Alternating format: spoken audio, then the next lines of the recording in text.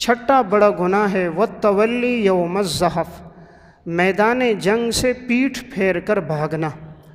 یعنی اسلام کا حکم یہ ہے کہ اگر کبھی کفر اور اسلام کا معرکہ ہو، حق اور باطل کی جنگ ہو، تو انسان شجاعت اور بہادری کے ساتھ لڑتا رہے، اپنی جان دے دے، لیکن میدان جنگ میں پیٹھ پھیر کر نہ بھاگے۔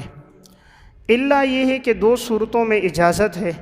اگر کوئی انسان میدان جنگ سے اس لیے پیٹھ پھیرتا ہے کہ وہ دوبارہ جو پیچھے سے لشکر آ رہا ہے اس کے ساتھ مل کر دوبارہ حملہ کرے گا، یا وہ اس لیے پیٹھ پھیرتا ہے تاکہ میں طاقت دوبارہ حاصل کروں، اسلحہ لوں اور تدبیر کے ساتھ دوبارہ ان پر حملہ کروں، تو اس کی اجازت ہے۔ اگر کوئی بزدلی کی وجہ سے پیٹھ پھیر کر بھاگتا ہے تو یہ گویا کبیرہ گناہوں میں ایک بڑا گناہ ہے۔ ساتواں جو بڑا گناہ ہے وہ آپ صلی اللہ علیہ وسلم نے فرمایا وَقَذْفُ الْمُحْصَنَاتِ الْغَافِلَاتِ الْمُؤْمِنَاتِ، پاک دامن عورتوں پر زنا کی تہمت لگانا۔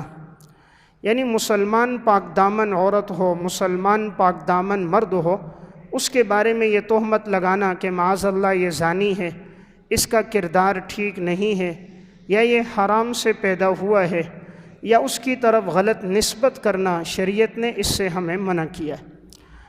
قرآن کریم میں اس کے لیے سزا بیان ہوئی ہے کہ والذین یرمون المحصنات الغافلات المؤمنات، کہ جو لوگ مومن عورتوں پہ تہمت لگاتے ہیں ناحق طور پر، تو ان کی سزا یہ ہے کہ وہ گواہوں کے ذریعے سے ثابت کر دیں گے اس بات کو، اور اگر وہ 4 گواہ اس پر پیش نہ کر سکے تو ان پر حد قذف آئے گی، یعنی 80 کوڑے لگائے جائیں گے کہ انہوں نے کسی پر ناحق یہ تہمت کیوں لگائی کہ یہ شخص معاذ اللہ زانی ہے یا یہ عورت زناکار ہے۔ تو کسی پر تہمت لگانے کی سزا قرآن کریم سورہ نور میں آئی ہے کہ ایسے شخص کو 80 کوڑے مارے جائیں گے۔ تو یہ 7 بڑے گناہ ہیں جس سے شریعت نے ہمیں روکا ہے۔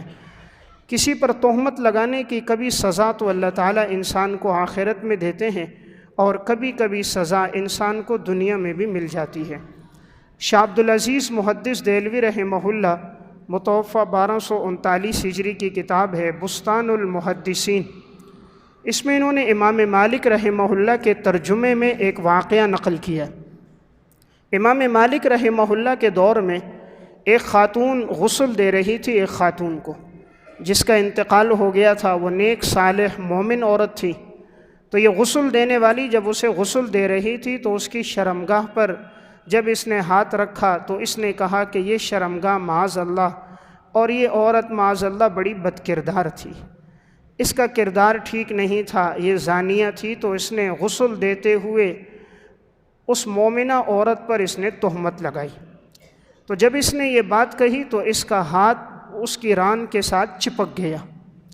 اب بڑی کوشش کرتی تھی کہ اپنے ہاتھ کو کھینچ کر ہٹا دے، لیکن ہاتھ نہیں ہٹتا تھا۔ بہت زور آزمائی کی لیکن ہاتھ نہ ہٹا۔ اس دور میں امام مالک رحمہ اللہ بڑے عالم تھے۔ ان سے پوچھا گیا کہ غسل دیتے ہوئے ایک عورت کا ہاتھ اس میت کے جسم پہ چپک گیا، شرمگاہ کے بالکل قریب ران پر، کیا کیا جائے؟ امام مالک رحمہ اللہ نے کہا مجھے لگتا ہے کہ اس نے اس عورت پہ تہمت لگائی ہوگی ناحق، تو اس لیے اس کو 80 کوڑے مار دو، اس کا ہاتھ ہٹ جائے گا۔ جب اس عورت کو کوڑے مارے گئے، جیسے ہی کوڑے ختم ہو گئے تو فوراً اس کا ہاتھ ہٹ گیا۔ تو گویا اللہ نے اسے یہ سزا دنیا میں دے دی کہ ایک نیک صالح عورت دنیا سے گئی ہے اور تم اسے ذلیل کر رہی ہو، رسوا کر رہی ہو اور ناحق تہمت لگا رہی ہو، تو اللہ رب العزت نے دنیا میں اسے یہ سزا دے دی۔ تو اس لیے گناہوں میں 7واں بڑا گناہ جس سے آپ صلی اللہ علیہ وسلم نے منع فرمایا وہ کسی پر تہمت لگانا۔ اس لیے کبھی اگر کوئی شخص کسی عورت کے ساتھ جا رہا ہے تو فوراً تہمت نہیں لگا دینی چاہیے۔ ممکن ہے وہ اس کی والدہ ہو، بیٹی ہو، بہن ہو، خالہ ہو، اہلیہ ہو، کوئی محرم بھی ہو سکتی ہے۔ اس طرح کوئی شخص اگر کسی کے ساتھ جا رہا ہے، ممکن ہے بیٹا ہو، بھتیجا ہو، بھانجا ہو، شاگرد ہو، تو اس طرح کی تہمت لگا کے اسے ذلیل و رسوا کرنا دین اس کی اجازت نہیں دیتا۔ اس لیے کہ عزت اللہ کی طرف سے بہت بڑی نعمت ہے۔ انسان کو ہر نعمت مل سکتی ہے دوبارہ، لیکن معاشرے میں کوئی آدمی ایک دفعہ کسی کی نگاہوں سے گر جائے تو دوبارہ اسے عزت نہیں ملا کرتی۔